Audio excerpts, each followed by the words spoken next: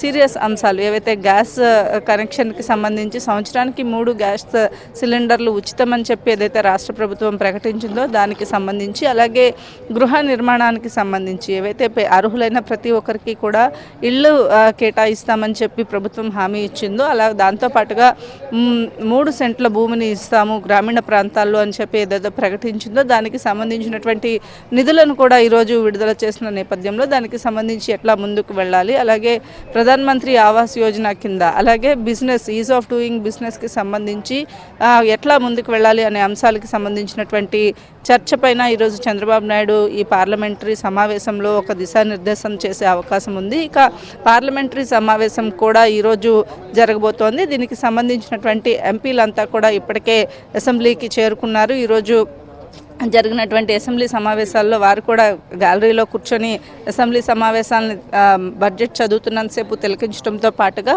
పార్లమెంట్లో ఎంపీలు అనుసరించాల్సిన వ్యూహాలు, అలాగే రాష్ట్రానికి రావాల్సినటువంటి నిధులకు సంబంధించి ఏదైతే కేంద్ర మంత్రులు ఉన్నారో కేంద్ర మంత్రులంతా కూడా మంత్రులతోటి సమన్వయంతో ఎలా ముందుకు వెళ్ళాలి అనే అంశాలపైన కూడా ఈరోజు పార్లమెంటరీ సమావేశంలో ఎంపీలతోటి చర్చిస్తారు. ఈ నేపథ్యంలో రాష్ట్రానికి సంబంధించినటువంటి నిధులు, ముఖ్యంగా పోలవరం అమరావతి నిర్మాణానికి సంబంధించినటువంటి నిధులు, అలాగే ఇండస్ట్రీస్కి సంబంధించినటువంటి అంశంపైన తీసుకోవాల్సినటువంటి చర్యలు ఏవైతే ఉన్నాయో వాటిలన్నింటినీ కూడా, అలాగే రాష్ట్రం పీపీపీ పద్ధతిలో ముందుకు వెళ్ళాలని నిర్ణయించిన నేపథ్యంలో పీపుల్స్ పార్టిసిపేషన్ ఎలా చేయించాలి అనే అంశాలకి సంబంధించి కూడా ఈరోజు జరిగేటువంటి ఈ టీడీఎల్పీ సమావేశంలో ఈ 20 అంశాలు ప్రధానంగా తీసుకుని చర్చ జరుగుతుంది. మీనాక్షి.